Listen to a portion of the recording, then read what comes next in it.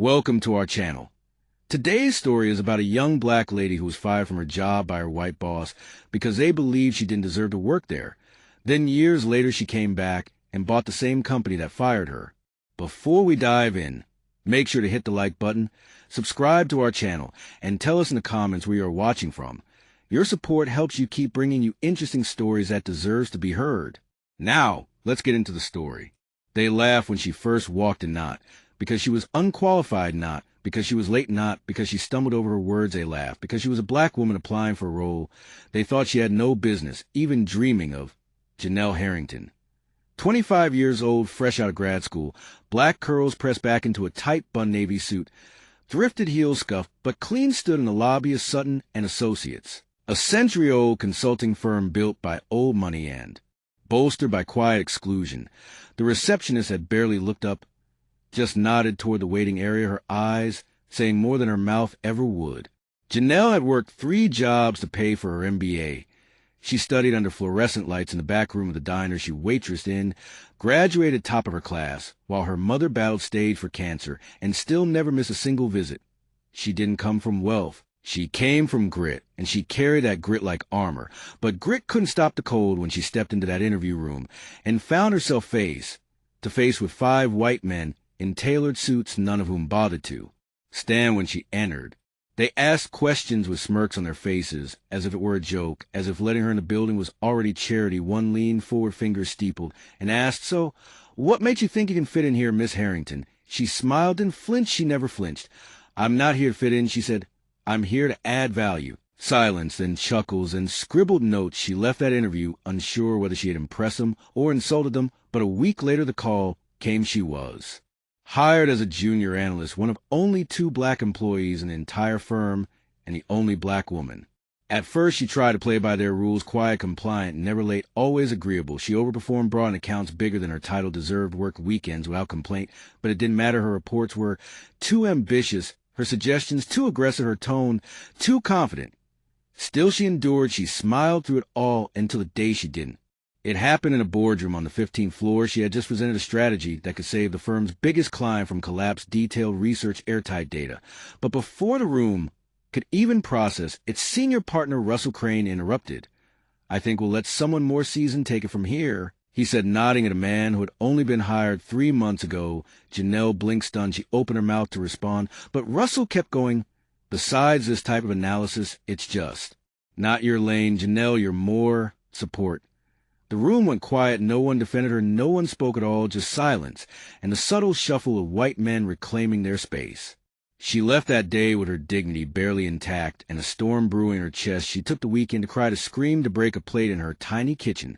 But on Monday, she was back at her desk, ready to prove them wrong again, except she never got the chance. An email came at 4:17 p.m. Subject line: termination due to performance misalignment. No meeting, no warning. Just an escort out of the building from security. Like she was a threat, like her intelligence had become too inconvenient to manage.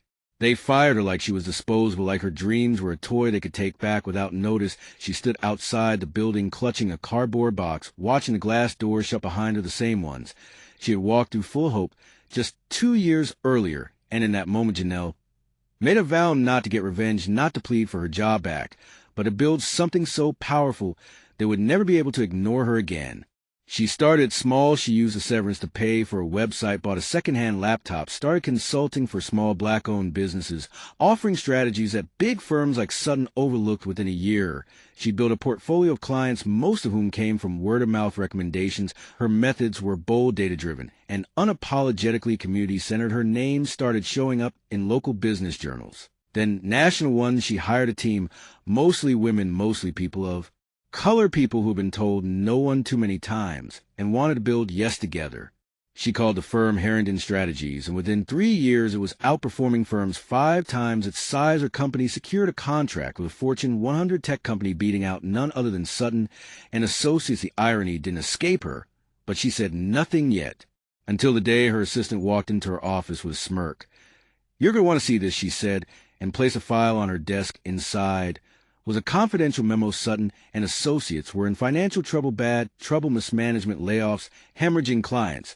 They were looking to sell and had quietly opened bids to potential buyers.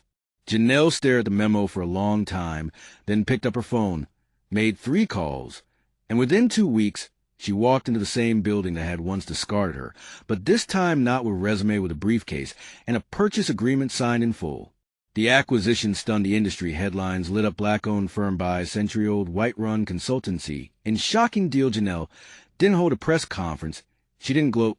She just showed up on a Monday morning, walked into the boardroom, where they'd once silenced her, and took her seat at the head of the table. The same receptionist was still there. She stood in disbelief as Janelle passed her with a polite nod. The same men who laughed during her interview were now forced to call her ma'am, or better yet, boss.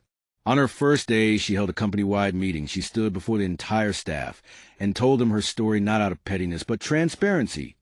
This company once told me I wasn't good enough, now I own it. But this isn't about revenge. It's about transformation.